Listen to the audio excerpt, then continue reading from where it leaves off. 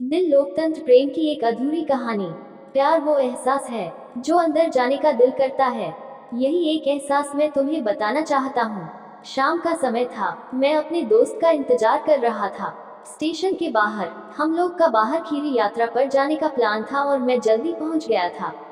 कुछ समझ नहीं आ रहा था कि मैं क्या करूँ। मैं स्टेशन के पास जा बैठा, तभी कुछ ऐसा हुआ कि मेरी जिंदगी एक अलग मोड़ लेने वाली थी। स्टेशन की तरफ मैं देख रहा था कि मेरा दोस्त आया कि नहीं। अचानक से मेरी नजर एक लड़की पर पड़ी। वो जो चुप गया था, मैं पूरी तरह से कुछ देर के लिए उसे सा गया था। मैं सब भूल गया था कि मैंने कहा हूँ क्यों हूँ। बस मेरी नजर उस लड़की की तरफ से हट ही रही थी और इस तरह से मैंने उसे देखा ही जा रहा था।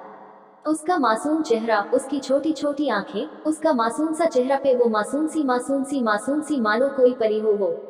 उसे पहली नजर में मानो दिल को कुछ होने लगा था। क्या प्यार था वो, मुझे नहीं पता, बस दिल बोल रहा था कि मेरा दोस्त कुछ देर बाद आए या ये रुक जाए।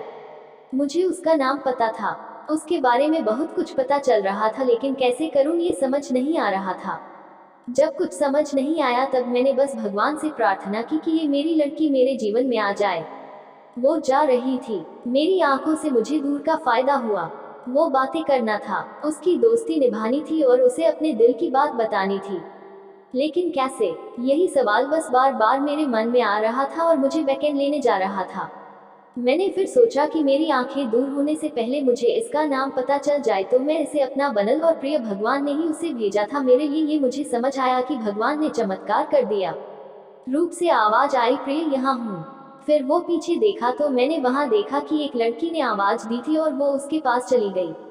तब मुझे समझ आया कि उस लड़की का नाम प्रिया था। मैं खुश हो गया और उस लड़की को धन्यवाद दिया, बोल दूं, क्योंकि उसी के कारण मुझे उसका नाम पता चला।